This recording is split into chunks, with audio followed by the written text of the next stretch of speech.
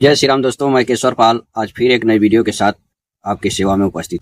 दोस्तों, आज के वीडियो में हम एक बहुत ही ज्ञानवर्धक कहानी सुनाएंगे जिसमें एक चोर होता है और वो साधु बन जाता है, जैसा कि आपने थंबनेल देखा ही होगा। तो चलिए वीडियो को शुरू करते हैं और देखते हैं वह चोर कैसे साधु बन गया। दोस्तों, एक यह ग्रंथ है साधन सुधा निधि। इसके लेखक हैं स्वामी राम सुखदास जी और यह गीता प्रेस गोरखपुर से प्रकाशित हुई है। इसमें पृष्ठ संख्या 355 पे एक कथा लिया गया है, ये 4 साधु और चोर।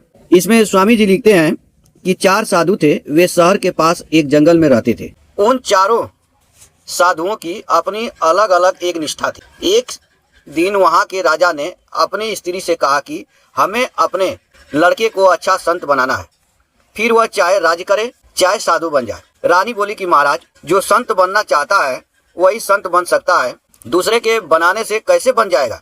आपका और मेरा उद्योग थोड़ा ही काम करेगा। राजा ने कहा कि इसका एक उपाय है, सत्संग। सठ सुधरई सत्संगति पाई, पारस परस कुघात सुहाई। यह रामचरितमानस में एक चौपाई आई है। इसका अर्थ है कि यदि दुष्ट से दुष्ट व्यक्ति हो और वह संत की संगत में चला जाए तो वह जो है साधु हो जाता है। ठीक उसी प्रकार से जैसे पारस लोहा को छू जाता है तो उसको सोना बना देता है। रानी बोली कि ऐसा कोई अच्छा संत है जिसके पास लड़के को भेजे। दोस्तों, यहाँ कथा एक बार समझ लेने की जरूरत है। एक जंगल में 4 साधु रहते हैं, चारों की अलग अलग निष्ठा होती है। यानी निष्ठा यानी उनका ज्ञान, यानी उनकी प्रतिज्ञा कि मैं ये चीज नहीं करूंगा। और उसी देश के राजा सोच रहे हैं कि मैं अपने लड़के को एक संत बनाऊं और वह चाहे राज करे या चाहे वह संत हो जाए। तो रानी से अपने वार्ता करते हैं। रानी से कहते हैं कि भाई, मैं अपने लड़के को संत बनाना चाहता हूं। तो रानी कहती है कि कोई बनाने से थोड़ी बनता है। तो राजा रामचरितमानस की एक चौपाई का उदाहरण देते हैं कि यदि दुष्ट भी हो और साधु का संगत करे तो वह अच्छा हो जाता है। ठीक उसी प्रकार से जैसे पारस लोहा को छू जाता है तो उस लोहे को सोना बना देता है। तो अब होता क्या है कि राजा बोला कि यहाँ पास में ही जंगल में 4 अच्छे संत रहते हैं, उनके पास लड़के को भेज देते हैं। यानी उसके राज में ही जो जंगल था उसमें 4 संत रहते हैं और राजा सोचते हैं कि उनके पास भेज दिया जाए। अब आगे क्या होता है कि इस प्रकार राजा और रानी बातें कर रहे थे। रात्रि का समय था। दैव योग से एक चोर जो चोरी करने के उद्देश्य से वहां आया था, छिपकर उनकी बातें सुन रहा था। उस चोर के मन में, यानी जब राजा रानी बात कर रहे हैं उसी टाइम एक चोर होता है और वो छुप करके राजा रानी की बात को सुन रहा है कि अगर इस टाइम मैं चोरी करूं तो मैं फंस जाऊंगा, पर साधु बन जाऊं तो काम बन जाएगा। राजकुंवर आएगा और मेरा चेला बन जाएगा, फिर चोरी करने की क्या जरूरत रहेगी। यानी यहाँ पे चोर क्या सोच रहा है कि राजा रानी अभी जगह हैं, यदि मैं चोरी करने जाऊंगा तो मैं फंस जाऊंगा, लेकिन जाके जंगल में साधु बन जाता हूँ। अगर राजकुमार आकर मेरा चेला बन जाता है तो मोटी रकम हमको ला के देता रहेगा, मेरा काम चलता रहेगा, तो मुझे चोरी करने की क्या जरूरत है, चलो साधु बन जाते हैं। अब होता क्या है कि चोर ने गेरुआ वस्त्र पहन लिए और जंगल में चला गया। उसके मन में आया कि कोई पूछेगा तो मैं क्या उपदेश दूंगा। ऐसा सोचकर वह 4 संतों में से पहले संत के पास गया और पूछा कि महाराज, कल्याण कैसे हो? संत ने कहा, भाई, किसी का जी मत दुखाओ, किसी को दुख मत दो, दिल किसी का मत दुखा, यह दिल खुदा का नूर है। चोर बोला, और महाराज? संत बोले, और की जरूरत नहीं है, इस एक बात से ही काम बन जाएगा। यानी दोस्तों, यहाँ पे अब चोर क्या सोचता है कि मैं संत तो बन जाऊंगा, लेकिन कोई आएगा ज्ञान की बात पूछेगा तो मैं उसे क्या बताऊंगा, क्योंकि मैंने कभी ज्ञान की बात की ही नहीं। तो क्या करता है वो कि पहले संत के पास जाता है और संत से कहता है कि महाराज, मेरा कल्याण कैसे होगा, कुछ बात बताइए। तो महाराज कहते हैं, किसी का दिल मत दुखाओ। चोर पूछता है कि और कोई महाराज? तो बोलते हैं, कुछ नहीं, बस इसी एक बात से तुम्हारा काम बन जाएगा, किसी का दिल मत दुखाना। अब चोर इस बात को जान जाता है। अब क्या करता है कि चोर दूसरे संत के पास पहुंचा और बोला कि महाराज, मैं कल्याण चाहता हूँ, कोई उपाय बताओ। अब दूसरे के पास जाता है, उनसे भी कहता है कि महाराज, मैं कल्याण चाहता हूँ, कोई बात बताइए। संत बोले, कभी किंचित मात्र झूठ नहीं बोलना। क्या करना? झूठ नहीं बोलना, सदा सत्य ही बोलना, चाहे गला क्यों न कट जाए। जैसा देखा, जैसा सुना और जैसा समझा, ठीक वैसा का वैसा कह देना। यानी किसी भी हालत में झूठ नहीं बोलना है, सदा सत्य बोलना है। एक चौपाई भी पढ़ के सुना देते हैं कि साँच बराबर तप नहीं, झूठ बराबर पाप, जाके हृदय साँच है ताके हृदय आप। यानी जिसके हृदय में सच्चा रहेगा उसके हृदय में आप यानी परमात्मा का वास होगा। कोई कितना भी तप कर ले, अगर झूठ बोलेगा तो उसका तप जो है बेकार जाएगा, क्योंकि साँच के बराबर तप नहीं है और झूठ बोलने के बराबर कोई पाप नहीं है। चोर बोला, और कोई बात? संत बोले, और की जरूरत नहीं है, बस इतना ही करना कि सदा सत्य बोलना, जाओ। अब वह चोर तीसरे संत के पास गया और बोला कि महाराज मेरा कल्याण कैसे हो। संत बोले सीधी सादी बात है, रात दिन राम राम करो, जुगति बताओ जाल जी, राम मिलन की बात, मिल जासी वो माल जी, राम रटो दिन रात। यानी राम कैसे मिलेंगे, दिन रात राम रटो, भगवान राम का नाम लो। चोर बोला और कोई उपाय। संत बोले और उपाय की जरूरत नहीं है। यानी तीसरा संत वहां पे दोस्तों क्या उसको बोलते हैं कि तुम सदा राम का नाम रटो, बस एक यही काम करो। अब यह सुन करके वो चौथे संत के पास जाते हैं और उससे भी कहते हैं कि महाराज कल्याण कैसे हो। संत बोले भाई एक भगवान के शरण हो जाओ, मन में यह बात अटल रहे कि मैं तो केवल भगवान का हूँ। जैसे विवाह होने के बाद लड़की के मन में यह बात दृढ़ हो जाती है कि मैं कुंवारी नहीं हूँ, मेरा विवाह हो गया है, ऐसे ही मन में यह बात दृढ़ हो जाए कि मैं भगवान का हो गया, अब मैं और किसी का नहीं हो सकता, मेरे तो गिरधर गोपाल दूसर नहीं कहूँ। चोर बोला और कोई बात। संत बोले और की जरूरत ही नहीं है, इतना ही काम है, ठीक है। तो अब आगे होता क्या है दोस्तों कि चोर ने चारों संतों से 4 बातें सीख ली और आगे जाकर बैठ गया। अब राजा आया, वह क्रमशः चारों संतों के पास गया, चारों ने एक एक बात कह दी। राजा ने देखा कि आगे 5वां साधु भी बैठा है। राजा उसके पास भी गया और प्रार्थना की कि महाराज कृपया करके कल्याण की बात बताएं। वह साधु वेशधारी चोर चुपचाप ध्यान में बैठा रहा, कुछ बोला नहीं। राजा ने ज्यादा प्रार्थना की तो वह बोला मैं जैसा बताऊंगा वैसा करोगे। राजा ने कहा हाँ महाराज वैसा ही करूंगा। वह बोला किसी का जी मत दुखाओ, जैसा कि पहला वाला संत बोले थे उसको। राजा बोला और कोई बात। वह बोला सदा सत्य बोलो, दूसरा वाला संत जो उसको चोर को बताए थे। राजा बोला दूसरी बात। वह बोला भगवान के नाम का जप करो, तीसरा वाला संत जो बताया था। राजा बोला और कुछ बतलाइए। वह बोला भगवान के शरण हो जाओ, चौथा वाला। राजा बोला महाराज और कोई बात। वह बोला संत जैसा कहे वैसा कर दो। यानी संत जैसा कह रहे हैं कि किसी का जी मत दुखाओ, सदा सत्य बोलो, भगवान का नाम जप करो और भगवान के शरण हो जाओ। तो जब दोबारा पूछा कि और कोई बात बताइए, राजा ने पूछा चोर से, तो चोर क्या कहता है कि जैसा संत कहते हैं वैसा कर दो। राजा ने मन में विचार किया कि यह संत ज्यादा ऊंचा है, अन्य संतों ने तो एक एक बात कही पर इन्होंने 5 बातें कह दी। राजा बड़े सरल स्वभाव का था, उसको मालूम नहीं था कि संत की पहचान इस तरह नहीं होती। राजा लौटकर महल में आ गया। रात होने पर वह चोर फिर छिपकर महल में आया।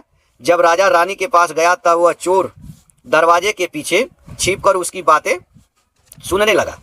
रानी ने पूछा कि क्या बात हुई। राजा ने कहा कि मैं जंगल में संतों के दर्शन करके आया हूँ। मैं तो 4 ही संत समझता था पर वहाँ 5 संत बैठे थे।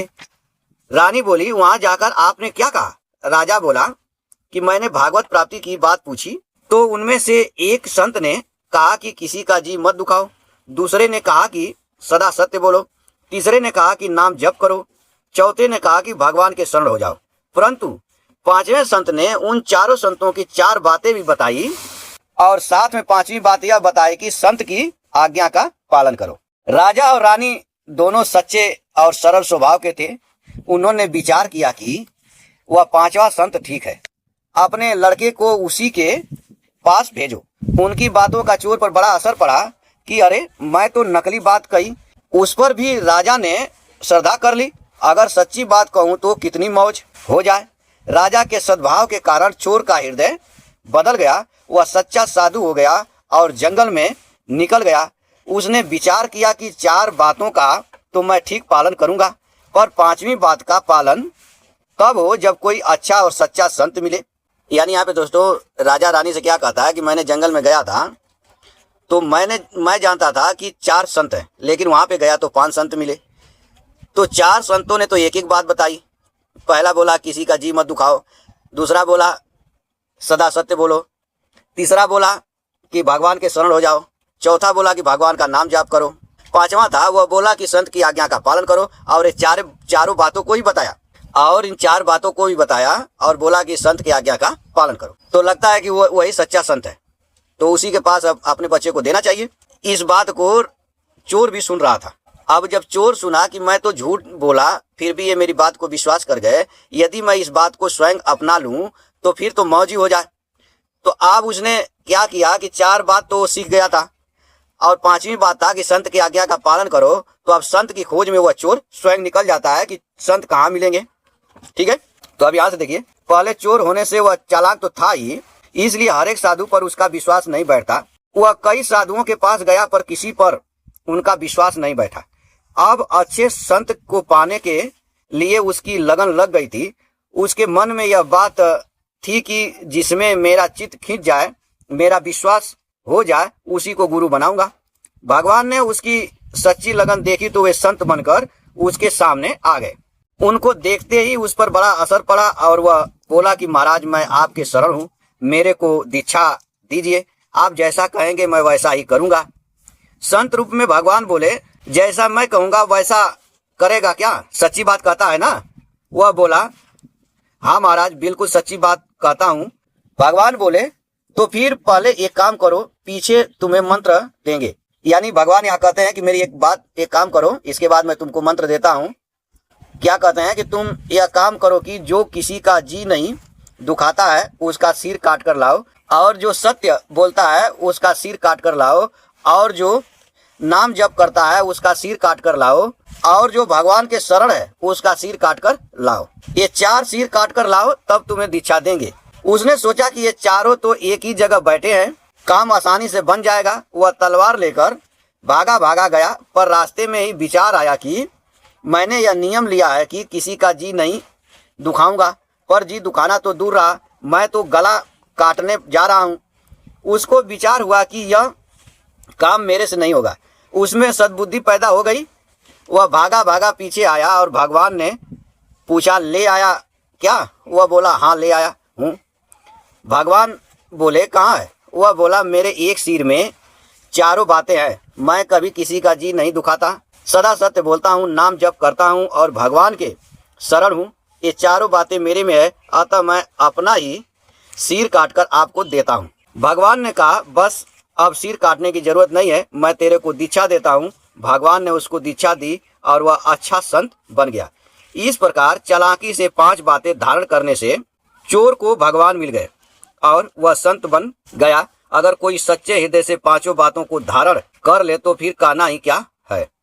तो दोस्तों, आपने वीडियो में क्या देखा कि एक राजा होते हैं और उनका विचार होता है कि हम अपने बच्चे को संत के पास ले जाएं, अच्छा ज्ञान प्राप्त करावें। वो चाहे तो संत बन जाए, चाहे तो राजा राज करे। तो ये बात अपने रानी से कर ही रहे हैं कि एक चोर सुनता है इस बात को, चोरी करने के लिए आया था, और वह जो है सोचता है कि अब चोरी करने की क्या जरूरत है, चलो साधु बन जाते हैं। और जंगल में जाता है, उन 4 साधुओं से प्रश्न करता है। तो 4 साधु 4 प्रकार के ज्ञान देते हैं। एक साधु कहते हैं किसी का जी मत दुखाओ, एक साधु कहते हैं कि सदा सत्य बोलो, एक साधु कहते हैं कि भगवान के नाम का जप करो, और एक साधु कहते हैं कि भगवान के शरण हो जाओ। अब चोर भी जाकर साधु बन जाता है और वो भी राम राम भजन करने लगता है। राजा बारी बारी से सबके पास आता है और लास्ट में जो चोर है उसके पास जाते हैं राजा। तो चोर इनको 4 ज्ञान देता है, किसी का जी मत दुखाओ, सदा सत्य बोलो, भगवान के नाम का जप करो और भगवान के शरण हो जाओ, और 5वां देता है कि जो संत कहे उसको मान लो। फिर राजा वहां से जाते हैं, रानी से सारे वृत्तांत कहते हैं कि ऐसे ऐसे जंगल में हुआ है। चोर भी सुन रहा था। चोर के हृदय में ये बात उठती है कि मैं झूठी बात बोला तो ये राजा को विश्वास हो गया, अगर स्वयं मैं इस बात पे अमल करूं तो क्या हो जाए। अब चोर वहां से भाग जाता है।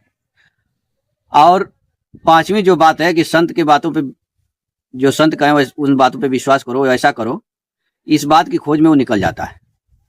और लगता है संत का परीक्षण करने, कौन संत बढ़िया है, कौन संत बढ़िया है। अंत में उसके पास भगवान स्वयं आते हैं संत के रूप में, और वो भगवान को देख करके उनसे कहता है कि मुझे दीक्षा दीजिए।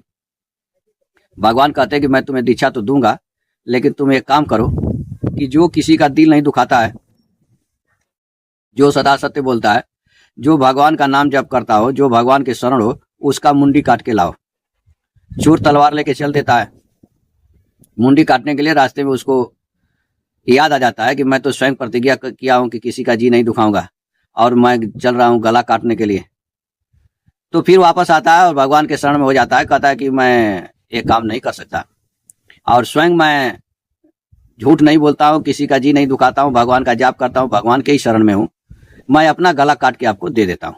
भगवान कहते हैं कि अब गला काटने की जरूरत नहीं है, मैं तुम्हें दीक्षा देता हूँ और तुम हरि भजन करो। तो यह कथा दोस्तों हमें यह सिखाती है कि किसी भी अवस्था में झूठ नहीं बोलना चाहिए और किसी का जी नहीं दुखाना चाहिए, और भगवान का सदा नाम जाप करना चाहिए, भगवान के ही शरण होना चाहिए। ठीक है, मैं आशा करता हूँ कि आपको यह कहानी बहुत पसंद आई होगी। तो आज के लिए इतना ही, फिर मिलेंगे नेक्स्ट वीडियो में, तब तक के लिए जय सीताराम।